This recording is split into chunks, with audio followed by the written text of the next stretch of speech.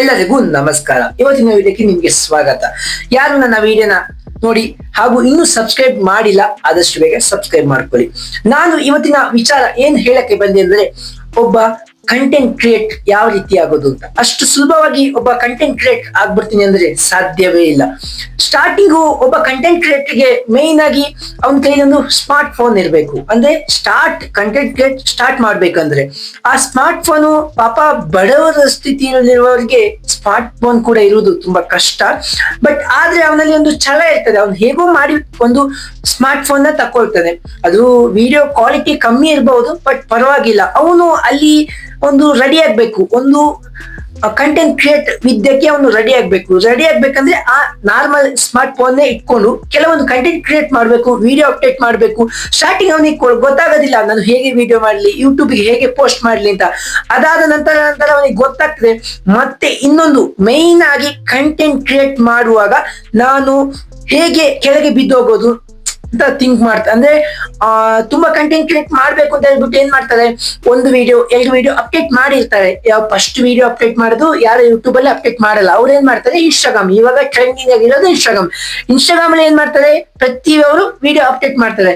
ಆಗ ಏನಾಗ್ತದೆ, ಯಾರೋ ಒಬ್ಬನು ಕಮೆಂಟ್ ಹಾಕ್ಬಿಡ್ತಾನೆ, ಅವನು ಸತ್ರುವಲ್ಲೋ ತಮಾಷೆ ಕಾಮಿಡಿಯಾಗಿ ಅವ್ನು ಕಮೆಂಟ್ ಹಾಕ್ಬಿಡ್ತಾನೆ, ಏನ್ ಗುರು ನೀನ್ ಮಾತಾಡಿದ್ ಚೆನ್ನಾಗಿಲ್ಲ, ಹಂಗೆ ಹಿಂಗೆ ಏನೋ ಅವನ್ಗೆ ಏನೋ ಒಂಥರ ಬೇಜಾರಾಗುವ ತರ ಕಮೆಂಟ್ ಹಾಕ್ತಾರೆ. ಆದ್ರೆ ಅವನು ಆ ಕಮೆಂಟ್ ನೋಡಿ ಆ ವಿಡಿಯೋ ಎಲ್ಲ ಡಿಲೀಟ್ ಮಾಡ್ದಂದ್ರೆ ಅವ್ನ್ ಕಂಟೆಂಟ್ ಕ್ರಿಯೇಟ್ ಆಗಕ್ಕೆ ಸಾಧ್ಯವೇ ಇಲ್ಲ. ಅವ್ನು ಇವಾಗಲೇ ಫೋನ್ ನ ಬಿಸಾಕ್ಬಿಡಿ, ಅವ್ನ್ ಕಂಟೆಂಟ್ ಕ್ರಿಯೇಟ್ ಆಗದೇ ಬೇರೆ. ಅಂತವ್ರಿದ್ರೆ ಯಾವತ್ತು ನೀವು ಕಂಟೆಂಟ್ ಕ್ರಿಯೇಟ್ ಆಗಕ್ ಹೋಗ್ಬೇಡಿ. ಯಾಗ ಒಬ್ಬ ನಿಮ್ಮನ್ನ ನೋಡಿ ಹುರ್ಕೊಂಡು ಕಮೆಂಟ್ ಆಗ್ತಾನೆ, ಆವಾಗ ನೀವ್ ಏನ್ ಮಾಡ್ಬೇಕು ಗೊತ್ತಾ, ಇನ್ನೊಂದು ವಿಡಿಯೋ ಮಾಡಿ ಅಪ್ಡೇಟ್ ಮಾಡಿ, ಅದಕ್ಕಿಂತ ಚೆನ್ನಾಗಿರೋದು ಮಾಡಿ. ಅಪ್ಡೇಟ್ ನೀವ್ ಆಗ್ತೀನಿ. ಯಾರು ಒಬ್ನು ಕಂಟೆಂಟ್ ಕ್ರಿಯೇಟರ್ಗೆ ಒಬ್ಬ ಕಮೆಂಟ್ ಆಗ್ತಿದ್ದಾನೆ ಸ್ಟಾರ್ಟಿಂಗ್ ವಿಡಿಯೋ ಅಪ್ಡೇಟ್ ಮಾಡುವಾಗ, ನೀವು ಆವಾಗ ಏನ್ ಮಾಡ್ಬೇಕು, ಇನ್ನೊಂದು ಅದಕ್ಕಿಂತ ಸರಿಯಾದ ವಿಡಿಯೋ ಮಾಡಿ ಅಪ್ಡೇಟ್ ಮಾಡಿದ್ರೆ ನೀವು ಒಂದು ಬೆಸ್ಟ್ ಕಂಟೆಂಟ್ ಕ್ರಿಯೇಟರ್ ಯಾಕೆ ಆಗಲ್ಲ ಅಂತ ನೋಡುವ. ಇದೇ ತರ ಇನ್ನು ನೀವು ವೆರೈಟಿ ಕಂಟೆಂಟ್ ಮಾಡ್ಬೇಕು. ಯಾವ ರೀತಿ ಅಂದ್ರೆ ಜನಗಳು ನಿಮ್ಮ ಹತ್ರ ಬರ್ಬೇಕು, ನಿಮ್ಮ ಫಾಲೋ ಮಾಡ್ಬೇಕು, ನಿಮ್ಮ ಸಬ್ಸ್ಕ್ರೈಬರ್ ಆಗ್ಬೇಕು ಅಂತ ಕಂಟೆಂಟ್ ಕೊಡಿ. ನೀವು ಯೋಚನೆ ಮಾಡಿ, ಸ್ವಲ್ಪ ಜನಗಳ ಹತ್ರ ಯಾವ ರೀತಿ ಥಿಂಕಿಂಗ್ ಇದೆ, ಜನಗಳು ಏನನ್ನು ಜಾಸ್ತಿ ನಿಮ್ಮಿಂದ ಅಪ್ಡೇಟ್ ಮಾಡ್ತಾರೆ. ಮತ್ತೆ ಇನ್ನೊಂದು ವಿಷಯ ಏನ್ ಗೊತ್ತಾ, ನೀವು ಒಂದೇ ಕಂಟೆಂಟ್ ಇಟ್ಕೊಂಡು ನೀವು ಯಾವತ್ತು ಕಂಟೆಂಟ್ ಕ್ರಿಯೇಟ್ ಮಾಡಕ್ ಹೋದ್ರೆ ನಿಮ್ಗೆ ಫಾಲೋವರ್ಸ್ ಬರಲ್ಲ.